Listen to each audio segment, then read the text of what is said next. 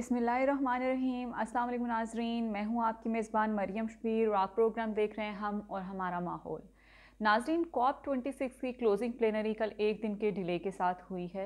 और conference of parties COP 26 होती क्या है, इसका क्या ऑब्जेक्टिव होता है, उसके पहले वीक के ब्रॉडली क्या आउटकम रहे। मैंने अपने पिछले वीलॉग में उसका ज़िक्र किया था और ब्रीफली बताया था कि ये क्या चीज़ होती है। तो जो अंडरस्टैंड करना चाहते हैं क्या चीज़ होती है वो प्लीज़ मेरा पिछला वीलॉग देख लें।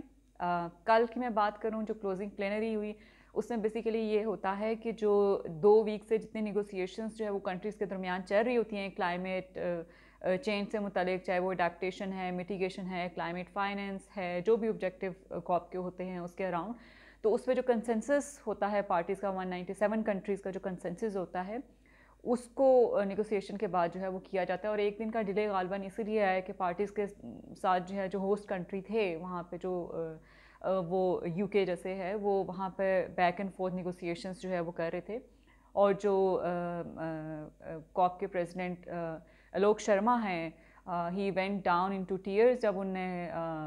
जिक्र किया कि जिस तरह से कॉप की आउटकम्स होनी चाहिए ख़ास तौर पर कोल से मुतल्लिक वैसी नहीं थी और ही ऑलमोस्ट वाज क्राइंग और वो बिल्कुल वो खामोशी में चली गई। लेकिन बात ये है कि शायद इसका फ़ायदा किसी भी कंट्री को या किसी भी प्लैनेट को नहीं होने वाला, लेकिन ज़ाहिर है इमोशंस अपनी जगह होते हैं। तो मैं आपको बताती चलूँ कि कोल से मुतालिक क्या डेवलपमेंट हुई।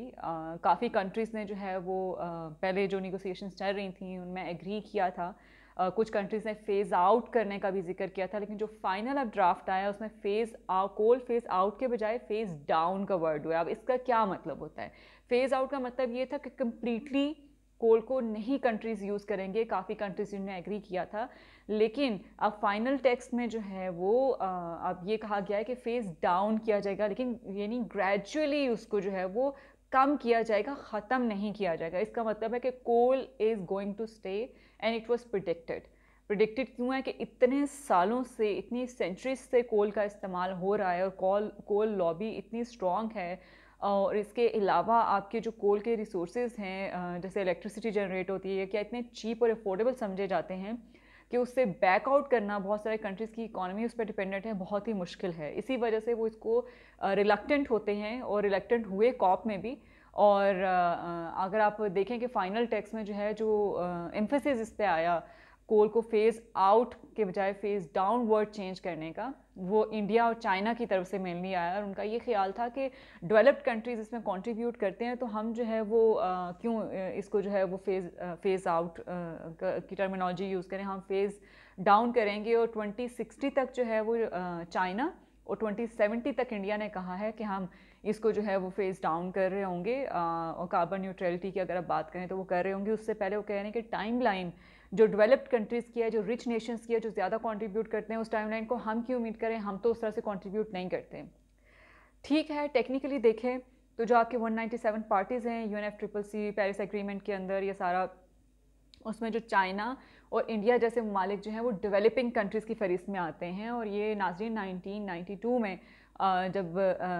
पार्टीज़ जो है वो साइन कर रही थी UNFCCC के अंडर, तो पार्टी बन रही थी कि किस तरह से क्लाइमेट चेंज और निगोसिएशंस इन सब चीज़ों को लेकर चला जाए, 1.5 डिग्री तक कैसे लिमिट किया जाए। तो उस वक्त ये कंट्रीज़ कोई बहुत ज़्यादा डेवलप नहीं थी इंडिया और चाइना जैसे, लेकिन अब वक्त के साथ साथ देखेंगे फॉसिल को यूज़ करते, फॉसिल फ्यूल्स को यूज़ करते, ये बहुत डेवलप अभी हो गए हुए हैं, टेक्निकली डेवलपिंग कंट्रीज़ की लिस्ट में अभी तक हैं। तो मेरा ख्याल है कि जो नेक्स्ट कॉप है उसमें ये जो कंट्रीज जो बिगर एमिटर हैं, सबसे पहले चाइना एमिट कर रहा है आपकी ग्लोबल एमिशंस अभी देखें फॉसिल फ्यूल को, फॉलोड बाय इंडिया, और उसके बाद आपका यूएस अब आता है। US is no more number 1 global emitter when it comes to fossil fuels, but still it is the bigger among the bigger emitters.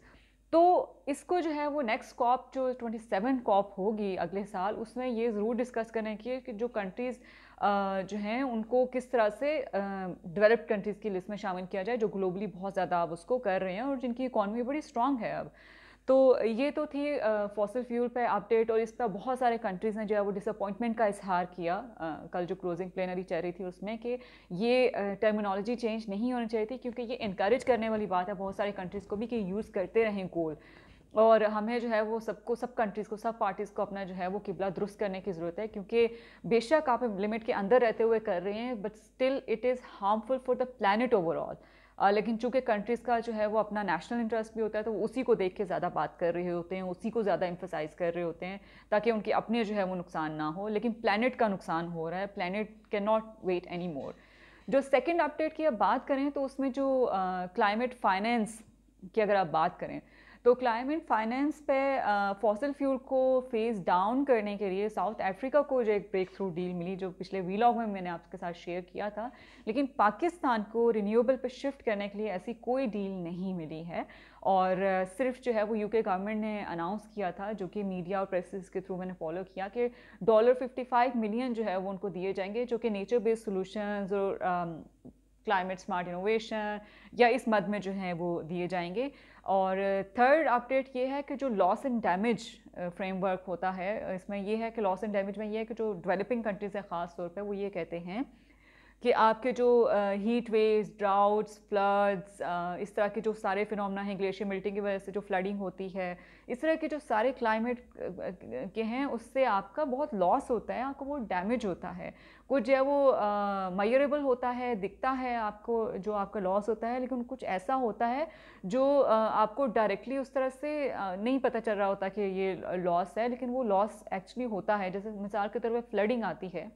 तो दिखता है कि अच्छा घर गिरे हैं, खेत तबाह हुए हैं, ये सारा, लेकिन कुछ ऐसा लॉस होता है जो आपकी हेल्थ को इम्पैक्ट कर रहा होता है, आपकी जानी नुकसान होता है। इसके अलावा और इस तरह के बहुत सारे दूसरे लॉसेस होते हैं जिनको उस तरह से लॉस कंसिडर नहीं किया जाता।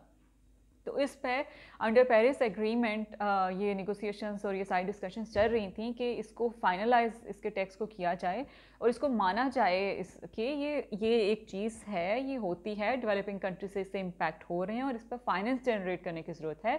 तो वो सक्सेसफुल नहीं रहा है, एंड वी होप कि जो नेक्स्ट है COP27 जो होगी, conference of parties 27th meeting, उसमें जो है वो इसको टेकअप जो है वो किया जाए और ज़्यादा स्ट्रांगली किया जाए, ताकि इस फ्रेमवर्क को फाइनलाइज किया जाए। इसके अलावा अगर आप देखें जो डेवलपमेंट्स हैं क्लाइमेट फाइनेंस की, जैसे मैंने बताया, जैसे पाकिस्तान को क्लीन एनर्जी ट्रांजिशन के लिए $101 बिलियन 2030 तक चाहिए, जो पाकिस्तान का नेशनल डिटरमिन कॉन्ट्रीब्यूशंस हैं उस पर नहीं है। इसके अलावा ये डिस्कशन नाज़रीन चल रही थी कि जो नेशनली डिटरमिन कॉन्ट्रीब्यूशंस होती हैं, अब ये मैं आपको बताऊं कि होती क्या है। नेशनल डिटरमिन कॉन्ट्रीब्यूशंस ये होती हैं कि हर कंट्री का एक डॉक्यूमेंट होता है ऑफिशियली, जो गवर्नमेंट की तरफ से सबमिट होता है, और गवर्नमेंट आइडियली जो है वो स्टेक होल्डर्स डिफरेंट को लेके इसको ये डेवलप करती है, उनकी इनपुट लेती है, फाइनलाइज करती है और फिर सबमिट कराती है UNFCCC को, या जो भी होस्ट होता है उसको, होस्ट कंट्री जो भी कॉप का होता है उसको सबमिट करवाया जाता है। उसमें बेसिकली आपके प्लान्स होते हैं। 5 ईयर प्लान नॉर्मली अभी तक चल रहा है, वो यही होता है। 5 ईयर प्लान में आप बताते हैं कि अच्छा आपके क्या आपने अचीव किया अभी तक कार्बन एमिशन को कम करने के लिए या मीथेन एमिशन को कम करने के लिए, जो आपकी ग्लोबल वार्मिंग कॉज करती हैं, और क्या आपका फ्यूचर प्लान है, क्या आपकी नीड्स हैं, कहाँ आपके चैलेंजेस हैं, ये सारी चीज़ें उसमें बताई जाती हैं। तो पाकिस्तान का जो था, या पूरे डेवलपिंग कंट्रीज़ की बात करें, तो एज सच क्लाइमेट फाइनेंस में बहुत ज़्यादा कोई सक्सेस देखने को नहीं आई है। हाँ, डेवलप वर्ल्ड रिच नेशंस ने ये कहा है कि वो फाइनेंस जनरेट करेंगे, एक टाइमलाइन भी दी है, और मैंने एक वीलॉग में जैसे आपको बताया भी था, अगर आप मेरे पिछले वीलॉग देखें तो उसमें जो है वो अराउंड अब प्रोग्रेस ये है कि 90% कंट्रीज़ ने ये कहा था कि वो जनरेट करेंगे, उन्होंने कमिट किया है कि करेंगे, लेकिन उसका मैकेनिज्म डिटेल क्या होगा ये अब जानने की ज़रूरत है, और किस तरह से वो ट्रांसफ़र कर रहे होंगे ये भी क्वेश्चनेबल है। और देखते हैं कि अडेप्टेशन, मिटिगेशन के लिए जो है वो किस तरह से रिच नेशंस जो है वो हेल्प आउट कर रही होंगी डेवलपिंग कंट्रीज़ को। तो काफ़ी ओवरऑल देखें तो काफ़ी डिसअपॉइंटेड हैं पार्टीज इसमें कि the way negotiations were carried out, और इंक्लूसिव इसको नहीं कहा जा रहा है। और नेक्स्ट कॉप में काफ़ी सारी चीज़ें शिफ्ट कर दी गई हैं, और उसमें फाइनल डिसीजंस देखते हैं कि क्या नेक्स्ट कॉप निगोसिएशंस के बाद आते हैं। लेकिन ओवरऑल डिस्कशन जो the point of discussion, the point of concern is कि दुनिया अब वेट नहीं कर सकती है 1.5 डिग्री तक, और आपको रिसर्चेस भी यही बताती हैं, आपको साइंटिस्ट भी यही बताते हैं कि अगर कोल को ऐसे ही हम यूज़ करते रहे या दूसरे एनर्जी सोर्सेज को जिससे कार्बन एमिशंस होती हैं, आपकी ग्लोबल वार्मिंग कॉज होती है, आपकी गर्मी सर्दी या इस तरह के टेम्परेचर्स एक्सट्रीम होते जा रहे हैं,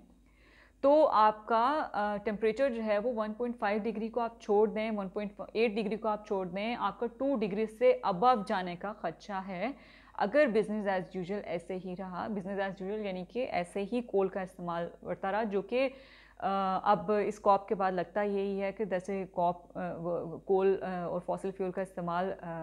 चल रहा है वैसे ही चलता रहेगा, रिच नेशंस वैसे ही करती रहेंगी और डेवलपिंग कंट्रीज़ भी यही कहते रहेंगे कि हम कंट्रीब्यूट नहीं करते तो हम कम क्यों करें। तो यही जो है वो निगोसिएशंस की अपडेट थी। देखते हैं कि अगली कॉप हमारे लिए क्या लेकर आती है और जो इसमें डिसीजंस हुए हैं उन पर कितनी इम्प्लीमेंटेशन होती है। नेक्स्ट वीलॉग में एक नए इश्यूज़ के साथ हाजिर होंगे, तब तक के लिए खुदा हाफिज़।